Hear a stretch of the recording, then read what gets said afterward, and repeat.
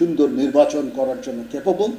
আমরা সবাই আগ্রহী, নির্বাচন কমিশন আগ্রহী, সরকার আগ্রহী, আপনার অ্যাডমিনিস্ট্রেশন আগ্রহী, পুলিশ আগ্রহী, সেনাবাহিনী আগ্রহী, বিমান বাহিনী, নৌবাহিনী, সবাই। সেখানে নির্বাচন না হওয়ার কোনো সুযোগ নাই। কিছু মানি ট্রানজ্যাকশন হতে পারে বিকাশের মাধ্যমে, সেটা নির্বাচনকে প্রভাবিত করার জন্য, অর্থের লেনদেন ইত্যাদি। আমরা নির্বাচন কমিশনের সাথে কথা বলেছি। প্রত্যেকটা কনস্টিটুয়েন্সিতে কিছু ক্রিমিনাল থাকতে পারে, সবাই এই ধরনের অপকর্ম করবে না। ইলেকশন ডেতে রিগিং করা, ভোটারদের পোলিং স্টেশনে যেতে বাধা প্রদান করা ইত্যাদি। সেটার জন্য আমরা আশা করব যে আমার বাহিনী এদের বিরুদ্ধে অ্যাকশন নেবে।